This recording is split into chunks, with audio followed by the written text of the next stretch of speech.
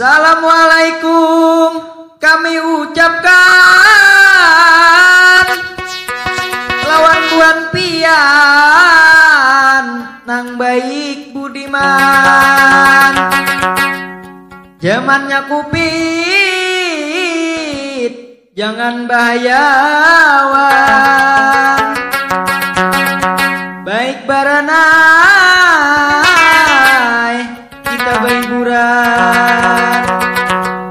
Rasulullah, Allahumma sholli ala sayyidina Muhammad. Dipanjangkan umur, disehatkan badan, dijauhkan segala penyakit apapun di badan, dijauhkan segala kesusahan, diberikan kekuatan, kesehatan, keselamatan, serta diberikan rezeki yang banyak, dan diberikan keluarga anak yang soleh-soleha, keluarga yang sakinah mawaddah warahmah. Allahu Akbar, Allahu Akbar, Allahu Akbar. La ilaha illallah, Allahu Akbar, Allahu Akbar, walillahil hamd.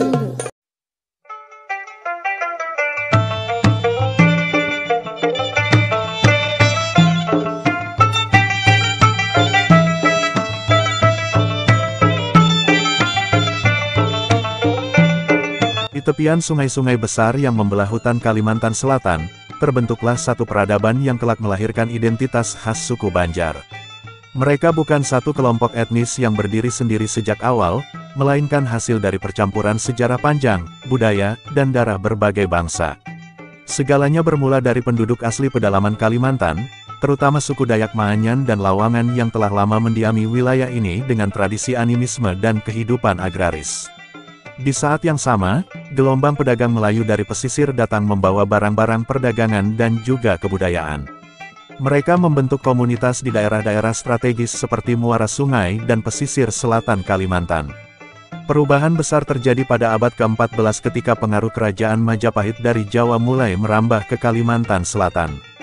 Di tanah ini berdirilah kerajaan negara Dipa, dilanjutkan dengan Nagara Daha, kerajaan-kerajaan Hindu yang mewarisi sistem pemerintahan, kesusastraan, dan struktur sosial Jawa. Dari titik ini, darah Jawa dan budaya Hindu mulai menyatu dalam denyut kehidupan masyarakat lokal. Namun, transformasi sejati datang lewat kehadiran Islam. Pada awal abad ke-16, seorang bangsawan bernama Pangeran Samudera, pewaris tahta negara Daha yang tersingkir, mencari perlindungan ke daerah hilir. Dengan bantuan para ulama dari Jawa dan Aceh, ia memeluk Islam dan mengganti namanya menjadi Sultan Suryansyah. Dari sanalah lahir Kesultanan Banjar dan Islam menjadi landasan baru identitas masyarakat. Seiring waktu, kesultanan ini menarik lebih banyak pengaruh luar, pedagang Arab, Bugis, dan Mandar yang membawa serta budaya, bahasa, dan nilai-nilai baru. Dari proses panjang itulah terbentuk masyarakat yang kini kita kenal sebagai suku Banjar, masyarakat pesisir yang religius, terampil berdagang, dan kaya akan tradisi. Bahasa Banjar pun tumbuh dari campuran bahasa Dayak dan Melayu, diselingi kosakata Jawa dan Arab. Rumah-rumah adat mereka, seperti rumah bubungan tinggi, menjadi lambang keanggunan dan kekayaan arsitektur lokal.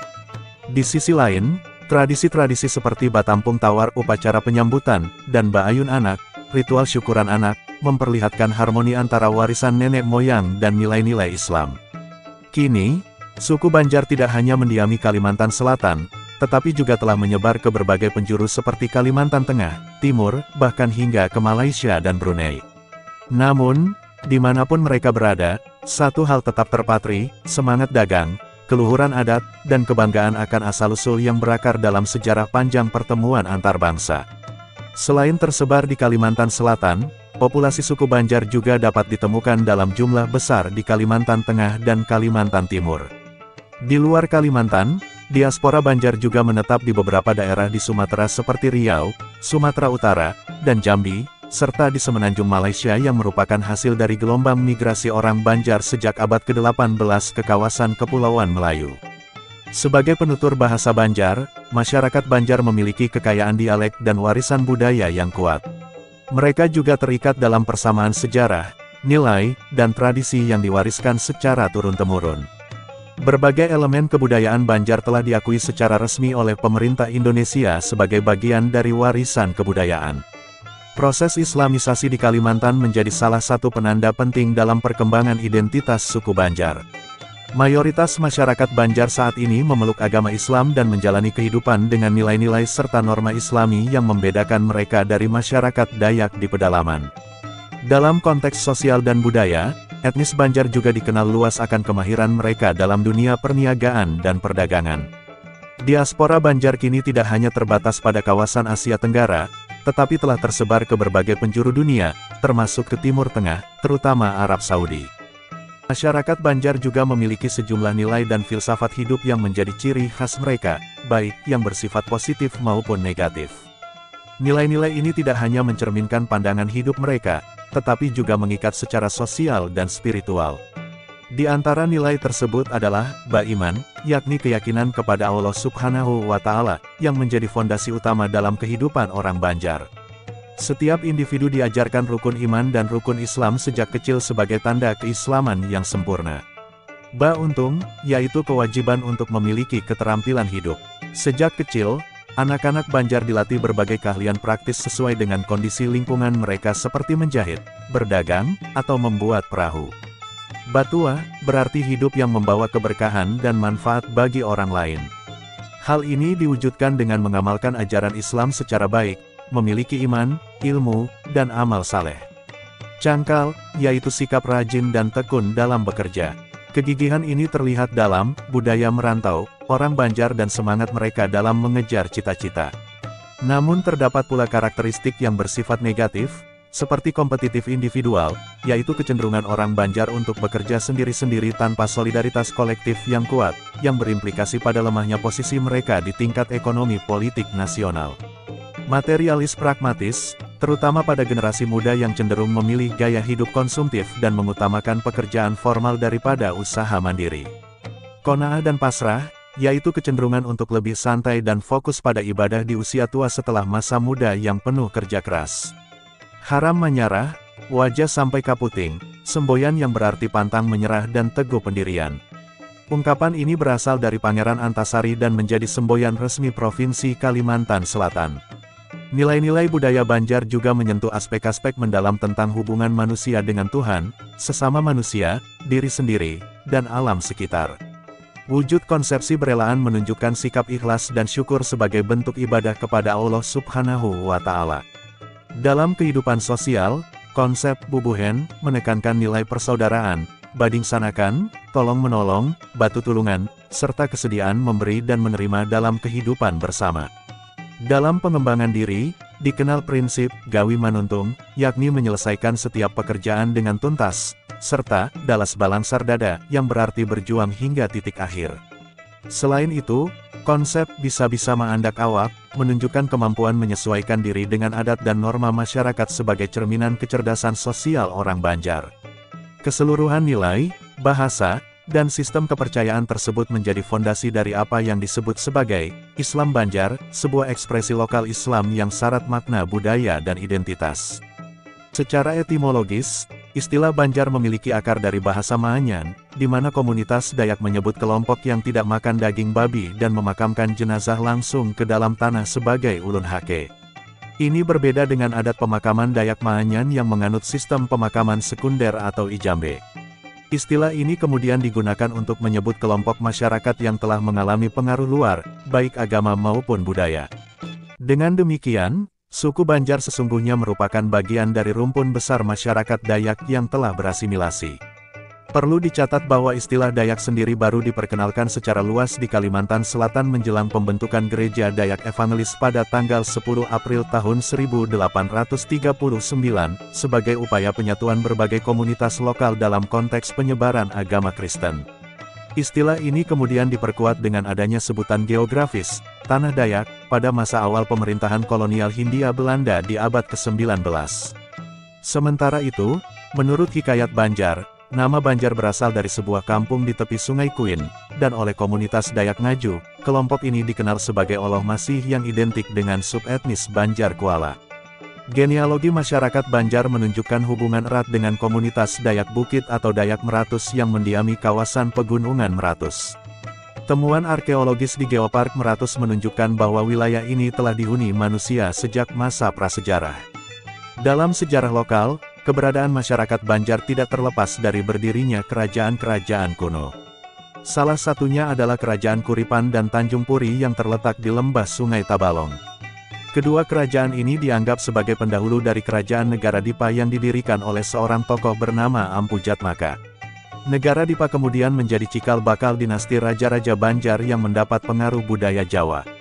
Tokoh legendaris dalam sejarah Negara Dipa adalah Putri Junjung Bui yang dipercaya sebagai pemimpin ketiga kerajaan tersebut. Dalam mitologi rakyat pesisir Kalimantan, seluruh Raja Kalimantan Selatan dianggap harus berasal dari keturunan Putri Junjung Bui. Kerajaan Negara Daha muncul sebagai kelanjutan dari Negara Dipa dan berdiri pada tahun 1437 Masehi, dipimpin oleh Raden Sekar Sungsang, yang kemudian bergelar Panji Agung Maharaja Sari Kaburangan.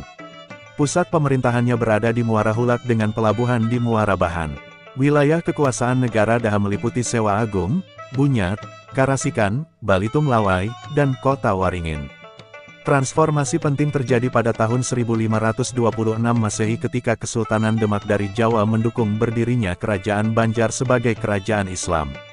Setelah pengambil alihan kekuasaan, Raja Banjar diangkat menjadi Sultan sebagai bentuk pengakuan atas sistem pemerintahan baru yang mengadopsi model kesultanan bergaya Timur Tengah. Sejak Banjar resmi menjadi kesultanan, pemimpinnya bukan lagi raja, melainkan sultan. Pedagang Banjar menjalin relasi dagang dengan berbagai kota pelabuhan di pesisir utara Jawa seperti Jepara, Demak, Giri Surabaya, hingga ke Madura. Kedatangan para ulama dari Arab dan Melayu turut memperkuat posisi Islam dalam struktur pemerintahan dan budaya Banjar. Dalam kehidupan sosial, masyarakat Banjar mengenal sistem kekerabatan bilateral parental, yakni menarik garis keturunan dari pihak ayah maupun ibu.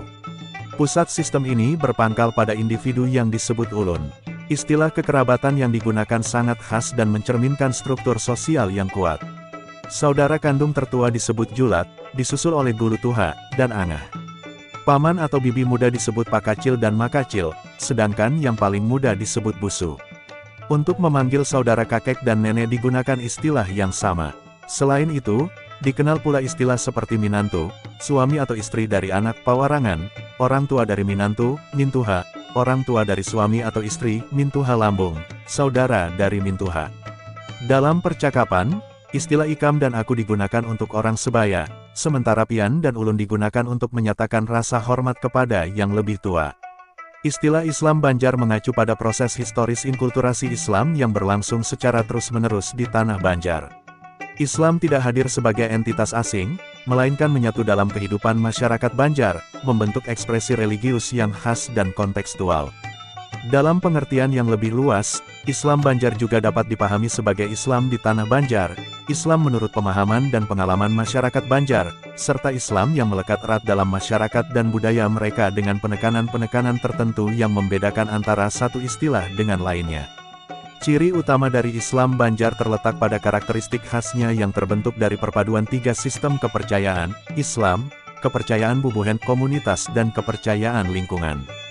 Di antara ketiganya, kepercayaan lingkungan merupakan unsur tertua dan paling asli dalam konteks budaya Banjar, karena banyak mengandung elemen agama-agama pribumi pra-Hindu. Oleh sebab itu, kepercayaan lingkungan lebih fleksibel dan terbuka terhadap modifikasi saat berinteraksi dengan ajaran Islam. Dari kombinasi inilah, lahir sistem kepercayaan Islam Banjar yang unik dan tetap hidup hingga kini. Secara historis, penyebaran Islam di tanah Banjar berlangsung seiring dengan pembentukan entitas Banjar itu sendiri. Banyak peneliti meyakini bahwa Islam telah masuk dan berkembang di wilayah ini jauh sebelum berdirinya Kesultanan Banjar di Kuin Banjarmasin. Namun perkembangan awal ini masih berjalan lambat karena belum menjelma menjadi kekuatan sosial politik. Kesultanan Banjar kemudian menjadi tonggak penting dalam sejarah perkembangan Islam di Kalimantan Selatan. Sekitar 3 abad setelahnya, kedatangan ulama besar Syekh Muhammad Arsad Al-Banjari menjadi titik balik yang memperkuat fondasi keislaman masyarakat Banjar. Pengaruh beliau terasa kuat hingga masa kini. Dalam kehidupan sehari-hari, masyarakat Banjar menuturkan bahasa Banjar, yang secara genealogis linguistik, bahasa ini tergolong dalam kelompok bahasa Melayu, Dayak Laut, dan memiliki hubungan kekerabatan dengan bahasa Iban, Sambas, Keninjal, Meratus, Kutai, Berau, dan lain-lain. Bahasa Banjar banyak dipengaruhi oleh bahasa-bahasa Dayak serta mengalami sentuhan dari bahasa Jawa, terutama sejak masa Majapahit, dan bahasa Arab yang masuk seiring dengan dakwah Islam.